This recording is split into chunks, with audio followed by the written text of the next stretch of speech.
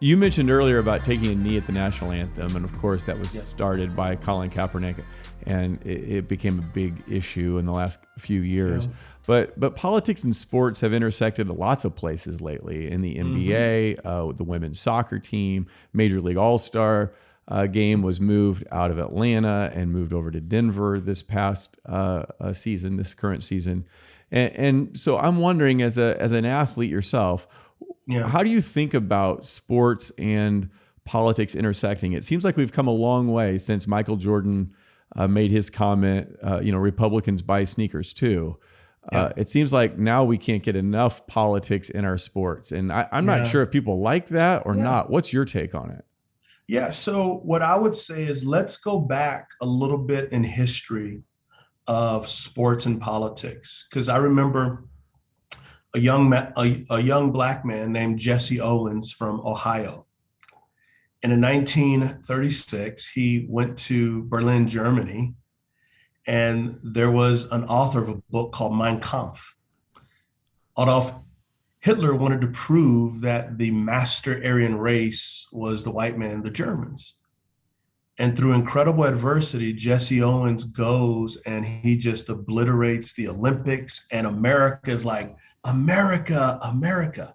Jesse Owens comes back to America and he's going to a hotel where he's going to receive some recognition for what he did for America. But as he tries to walk through the front door, he's told, you can't come through the front door. You have to go around the back through the kitchen. So, on one hand, politics and sports have gone hand to hand for a long time when the agenda fits a particular perspective. This is what I would say. As a professional athlete, you go out and you play hard for your team and you want to win for your team, for the fans. But it was very disheartening when there were fans saying, "Hey, I don't want you to protest." What we heard as athletes was, number one, they were not protesting America. They were bringing awareness that the American flag, which stands for liberty and justice for all, is not being lived up to. And so they wanted to use their platform to bring awareness. A protest is never comfortable for people who benefit for the reason why you're protesting. And a lot of times, people who protest, and I just say black folks, have been taught, you can't protest this way. You can't. So you don't want us to protest. Tell us how we should, and you won't like that either. At the end of the day, athletes should use their platforms not to just get rich, but to make the world better for everyone. And it's interesting. The same people who told LeBron James, shut up and dribble a basketball, were silent when Kanye West was pro-Trump. Well, okay, so I've agreed with a lot of what you said, but let me push back a little bit there because when China was exterminating the Uyghurs and genocide, and Daryl Yeah. Morey tweeted out "Free Hong Kong" and some Yep. stuff that challenged China, LeBron didn't come out for it. So it seems He like didn't. He was inconsistent. he was inconsistent, and so Yeah, maybe America has been inconsistent. Back to your Jesse Owens story about where it wants politics in sports and where it doesn't. absolutely. Maybe everybody's inconsistent. So, yes, Jesus is not, we are. And so, what I would say is, I think Dr. King captured this point well. Injustice anywhere is injustice everywhere. And LeBron James should have been consistent. China is doing horrible things. As a matter of fact, if you and I looked at the label on our shirts, it's probably going to say China. I'm torn. I think that athletes, just like anyone else, should be able to say whatever they want to say. And I'm all for protesting injustice. It's the only way we can make real change in this world. Yeah. I also think there have to be some places in our society where people who look different, think different, can come together and just kind of be fans. And that has been sports for a number of years. And that's becoming more and more divisive. So I guess I'm torn. I wish we could have some sort of healing, but I think we'll have to wait till Jesus. And I do think that the level of it has dropped down. what I would say, just a gentle pushback is, You don't have to be gentle. You can be yeah, be no, as hard as well, you the want. Bible says that an elder pastor is to be that. And so I want to be, there's too much arguing in today's world. And what I would say is, so my son at about age 15 was 6'1", about 195 pounds. He's one of the greatest human beings that I know. And one of the hardest days of my life is when he began to drive a car. And I said to him, I said, son, we have to have a talk.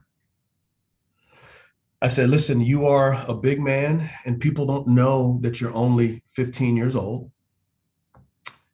As Black men in America, even though he's half white, you know, America still says he's Black. But we say, no, you're made in the image of God who happens to have biracial parents. But I said to him, I said, look, when you drive, because of your size, there's some social things you need to be aware of. So you need to have your driver's license, your insurance card, everything in a very accessible way so that when you're pulled over, immediately you roll down the window, you have all of your information you need, and your hands are above the steering wheel on the dashboard. When the officer comes, you say, yes, sir. You say, no, sir, and you get home. There's no talking back. There's none of that. Okay. That's a very, very hard conversation to have with your son, and having been pulled over, being asked, I mean, think about this. I'm an American citizen and I'm being pulled over saying, what are you doing in this neighborhood? So this is called driving while Black, right? And you've You know experienced what? this. I don't want to give it a title or a buzzword because that makes it. This is what I'll say. You're always aware that you're Black Hmm. from being followed in stores. Um, I was a team chaplain for the team that my son played for.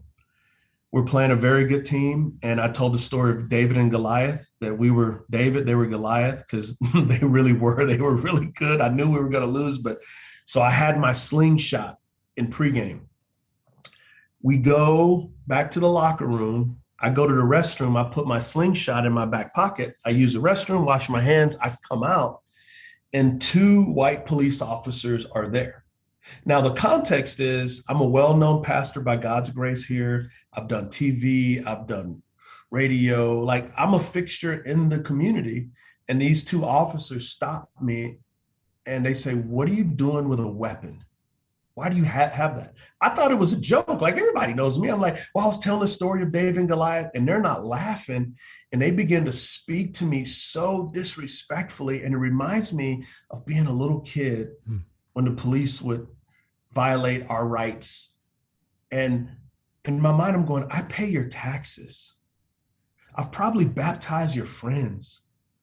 And you're going to speak to me, an American citizen, a grown man, so disrespectfully. And I feel myself just getting so angry. And right at that time, another white police officer, a huge guy who's a part of our church, comes up and he goes, Pastor Derwin. And he gives me a big old hug and he gives me a kiss. And he senses like, hey, is everything here fine? And the two officers go, oh, he's your pastor? He goes, yeah. They go, okay, well, you're fine. Hmm. And I walk away going, how many times that happened and people don't have my privilege? And so when I talk about kneeling and injustice and those things, it's more than driving while Black. Like it's a very personal thing. And I know people are going, oh, well, he doesn't like police officers. No, actually, our church gets awards from the police department for the work that we do, the money we donate, the things that we do to help and partner with police. Like we can be pro-police and pro-police reform simultaneously. We love police officers. I've had so many police speak at our church. It's ridiculous. I appreciate you sharing those stories because, that's not my story.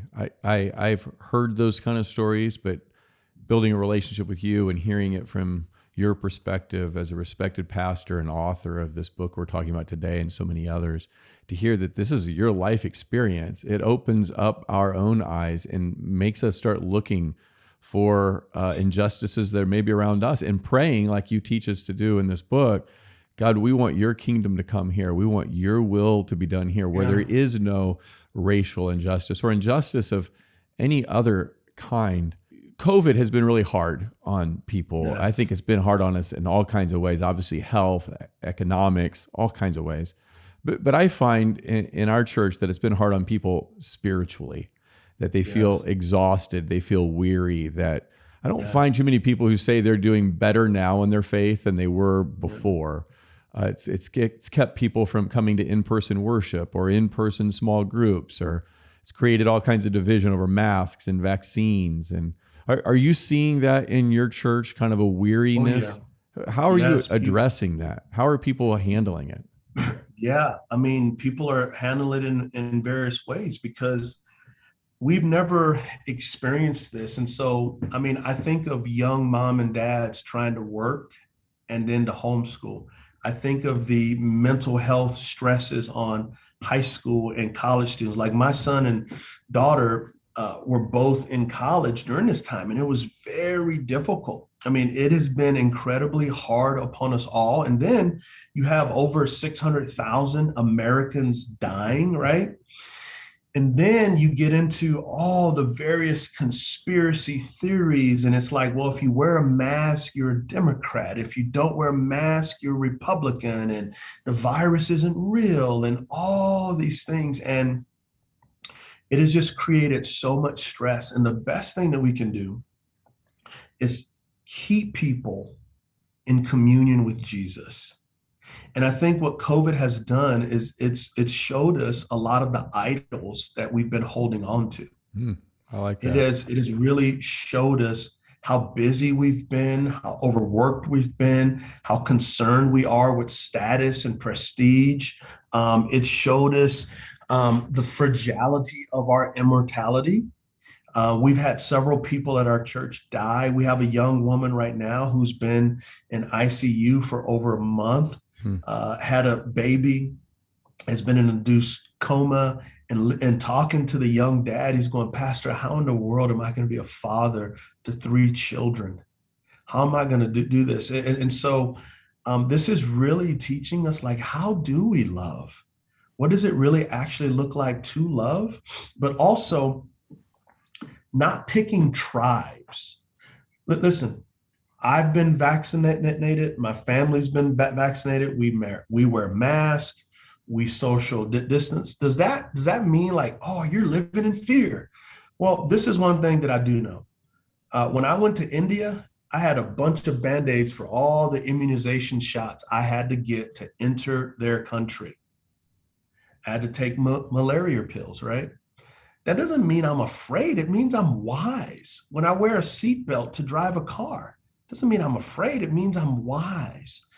And we've had people leave our church because we've had to wear masks again as Delta has surged.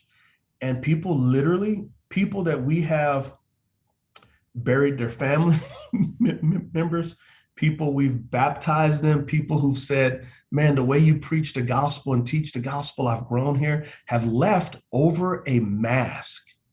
You're telling me like you can't wear a mask for an hour and 10 minutes. So it almost becomes this statement of, well, my tribe doesn't wear masks. I completely agree. And it is insane to me that people who have met Jesus and grown up in Jesus and love the church and like you said, have had family members get married or die, memorials, and then to leave over things like this.